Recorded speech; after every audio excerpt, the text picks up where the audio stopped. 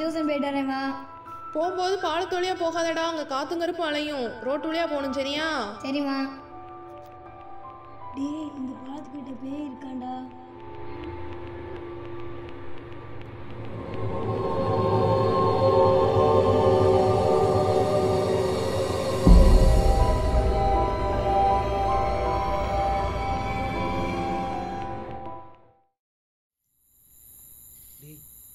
நாய் வேற ஓடுறோம்.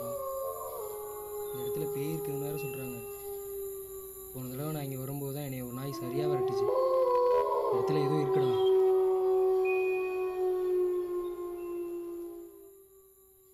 டேய் டேய், என்னடாச்சு? என்னடா நீ வேற.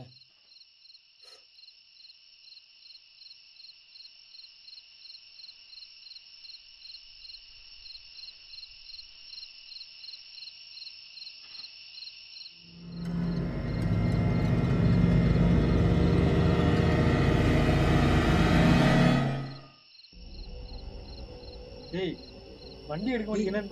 இருக்குடா, வண்டி எடுக்க மாட்டேங்கிறா. சரவணா, இங்க எதுவும் இருக்கு சரவணா. சரவணா வா, சரவணா போயிடலாம். அங்க என்னடா இருக்கு? வாடா வாடா, போகலாம் வாடா. டேய் டேய் டேய், இரு இரு, விடு, தள்ளு.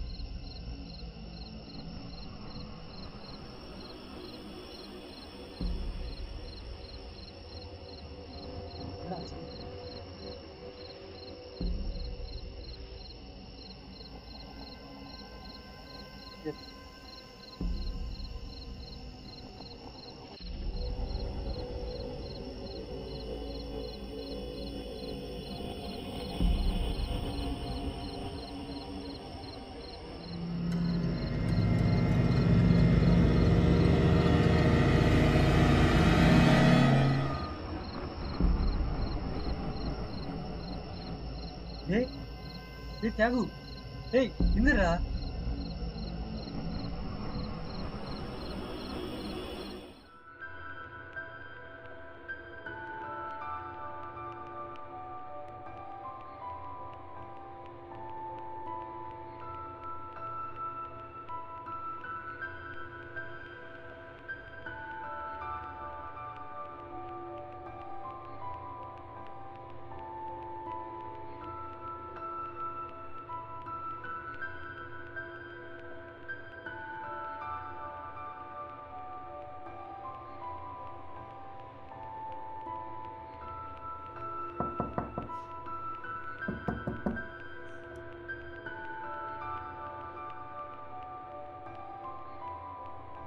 என்னப்பா என்னாச்சு?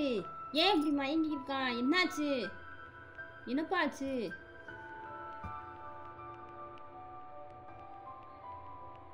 என்னப்பா ஆச்சு? தெரிலம்மா, ஏதோ பாலத்துக்கடியில் வரும்போது எதையோ பார்த்து பயந்துட்டான். அதனால தான் மயக்கம் போட்டு வந்துட்டான். மேலெல்லாம் சூடாக இருக்குப்பா. டயம் வேற ஆகிப்போச்சுப்பா. கீழே கமௌண்டர் இருக்காங்க, வர சொல்லிட்டு நீ வீட்டுக்கு கிளம்பு. சரி, நீங்கள் பார்த்துக்கோம்மா.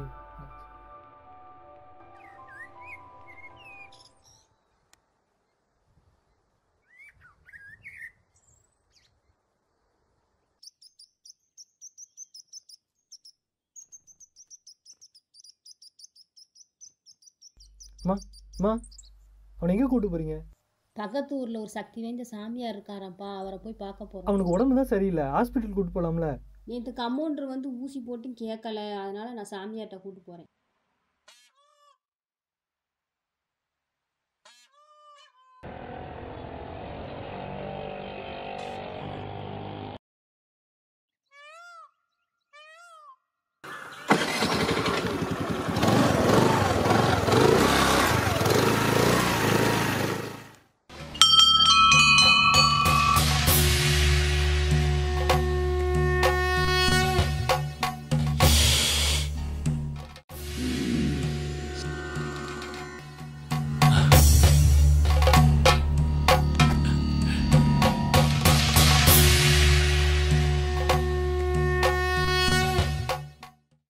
யார் நீ? சொல்லுவியா மாட்டியா? சொல்லு. முடியாது. முடியாது. முடியாது. முடியாது. சொல்ல போறியா இல்லையா? சொல்ல முடியாது. சொல்லு. சொல்லு.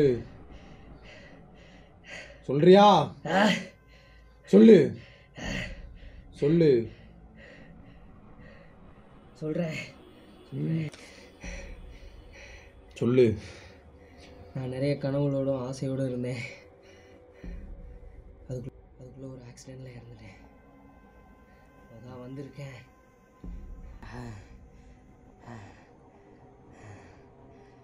அதுக்கு இந்த பையன் என்ன பண்ணா? இந்த பையனை ஏன் தொந்தரவு பண்ற? இந்த பையனை விட்டு போ. போக மாட்டேன். முடியாது. முடியாது. முடியாது. முடியாது. போறியா இல்லையா?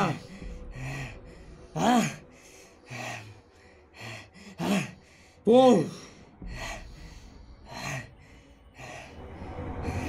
போகிறேன்.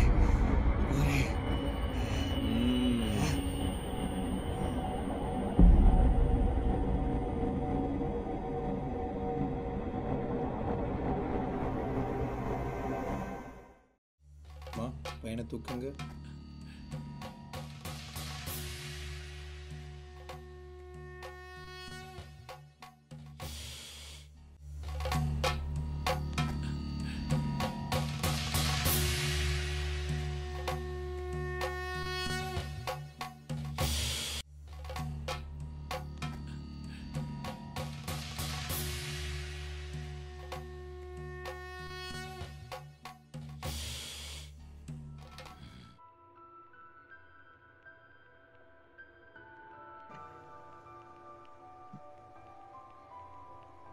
நேற்று வரைக்கும் நல்லா இருந்தவன் இன்னைக்கு அவனுக்கு எப்படி பேய் பிடிக்கும்? ஆனா சாமியார் வந்து மேல தண்ணி தெளிக்காரு, இன்னைக்கு பேய் பிடிச்ச மாதிரி அவனுக்கு என்ன உணர்வு?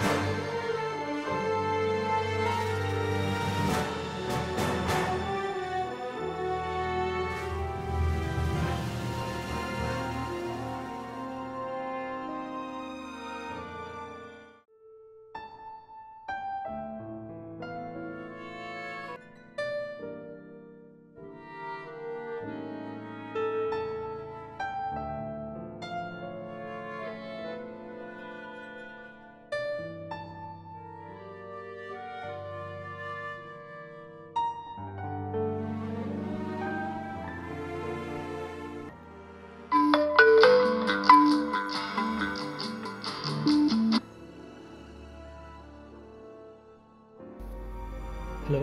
ஹலோ. சரவணா, நான் டாக்டர் சோபனா பேசுகிறேன். டாக்டர் சொல்லுங்கள். அம்மா கால் பண்ணியிருந்தாங்க. நீ ஏதோ மைண்ட் டிஸ்டர்பன்ஸில் இருக்கியாமே. நாளைக்கு ஒரு டைம் என்னை நேரில் வந்து மீட் பண்ணிட்டு போயேன். சரி டாக்டர், நாளைக்கு ஒரு 10:30க்கு மேலே மீட் பண்ணு. 10:30க்கு நான் ஃப்ரீ தான். Okay fine. ஓகே, நாளைக்கு வந்து என்ன நேரில் மீட் பண்ணு. பாய்.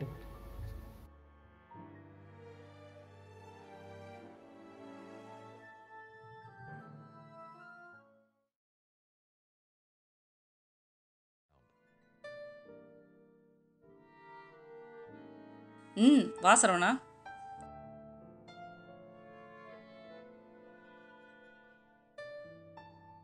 என்ன ஆச்சு? உன் ஃபேஸ் பார்த்தாலே தெரியுது ரொம்ப டிப்ரெஷனாக இருக்கேன்னு. என்ன பிரச்சனை?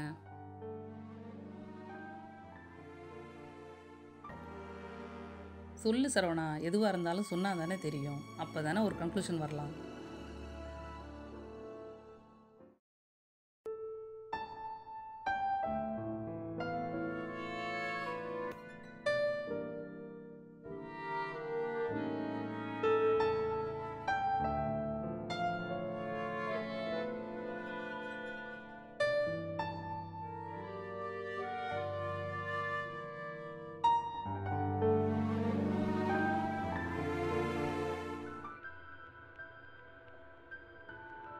இப்போது உன் ஃப்ரெண்டு தியாகு பேய் அடித்தான் செத்தானே எல்லாரும் சொல்கிறாங்க. அதுதான் உன் கன்ஃபியூஷன் இல்லையா? ஆமா. ஆனா இப்போ எப்படி பேய் பிசாசு இதெல்லாம் நம்புறாங்க? அதான் என்னோட கன்ஃபியூஷன். கரெக்ட் சரவணா, நீ சொல்கிறது கரெக்ட் தான். ஒரு நாள் உன் ஃப்ரெண்டு நாய் துரத்துன்னு சொன்னேன் இல்லையா? அப்படி நாய் துரத்தும் போது அந்த நாய் வந்து அவனை கடிச்சிருக்கலாம். மேபி அவன் அதை கவனிக்காமல் கூட பயத்தில் ஓடி இருக்கலாம். இப்போ என்ன அப்படின்னா, அந்த நாய் கடிச்சதில் அவனுக்கு ரேபீஸுங்கிற வைரஸ் வந்து அவனோட உடம்புக்குள்ளே போயிருக்கு. ஸோ ரேபீஸ் அப்படிங்கிற ஒரு டிசீஸ் வந்ததால தான் அவன் இந்த மாதிரி பிஹேவ் பண்ணுறான். அவனால முடியல, தண்ணி குடிக்க முடியல.